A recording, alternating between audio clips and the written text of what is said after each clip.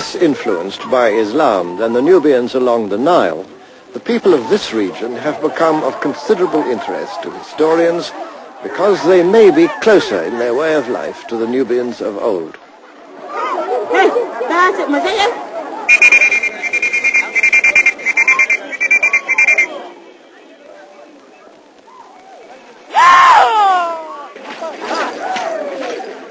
As it happened, we chanced on a special day among these Nuba people, a bit like a cup final. This is Africa as it can still be found, away from tourists, motor cars and big cities, celebrating in its own fashion.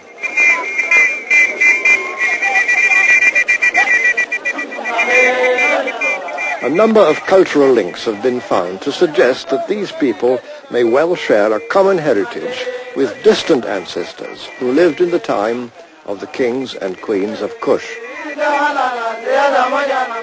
Village teams, each wearing its own distinctive color, have gathered from a wide area to take part in one of the oldest of all sporting events, but also a passion among the Nuba, wrestling.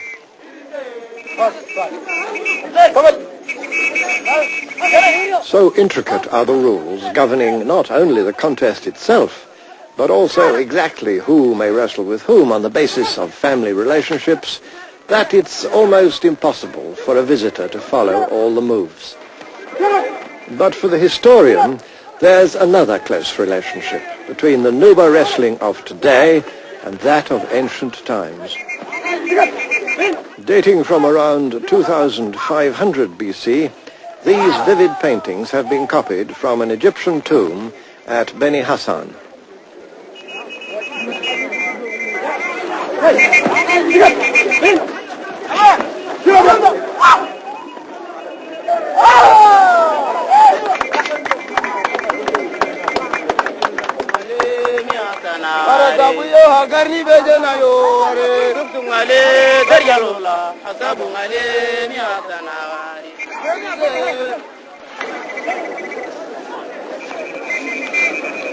Increasingly, it seems that these people can indeed trace their past back to civilizations in antiquity.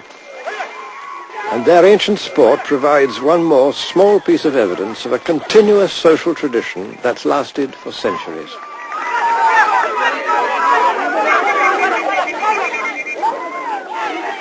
Yet these are the very people whom the 19th century explorer Samuel Baker described as human nature in its crudest state, not to be compared with the noble character of the dog.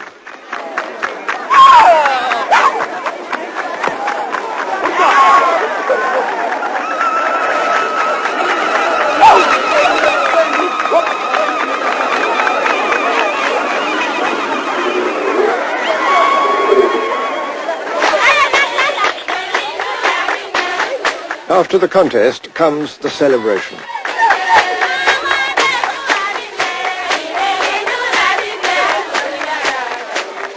Some of these Nuba girls may well be Muslim, but it's no part of their tradition to hide their faces behind veils.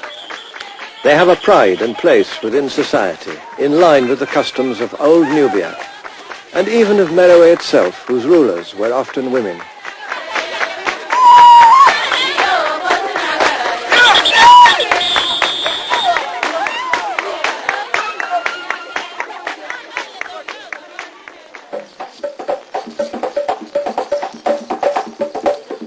In another part of the Nuba Hills, just a few miles to the southeast, the teachings of Islam have made no headway at all. The people of these villages have quite consciously chosen to reject either Western or Islamic dress. Free spirits under an African sky, young girls dance as much for their own pleasure as for the spectators, breathing life into these astonishingly similar images of Nubian dancing girls, performing for the pharaohs 5,000 years ago.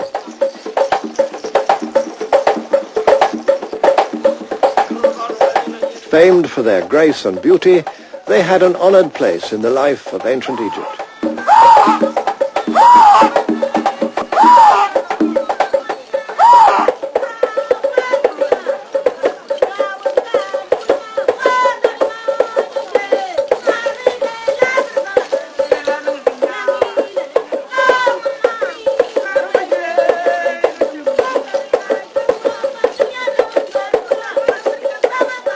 That the one should still be regarded as primitive and the other as part of the world's cultural heritage reflects on the ignorance and prejudice of the modern world,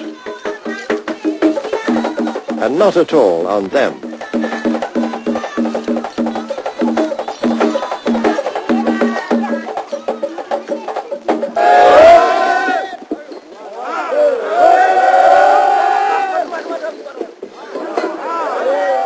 On the day that I visited Merowe, a pyramid was being rebuilt, not with the aid of bulldozers and cranes, but by the traditional techniques used in their original construction.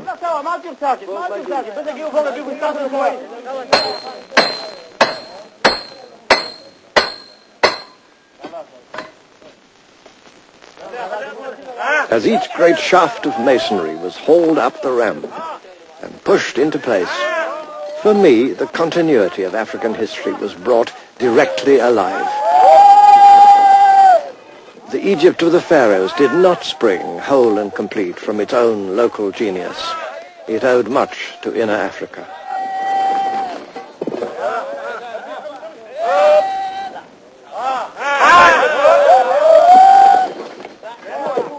In the years ahead, more evidence will surely come to light which will emphasize that it's to the whole of the Nile that we must look, and to lands lying far in the interior for the source and origin of these great civilizations that have flourished along its banks. The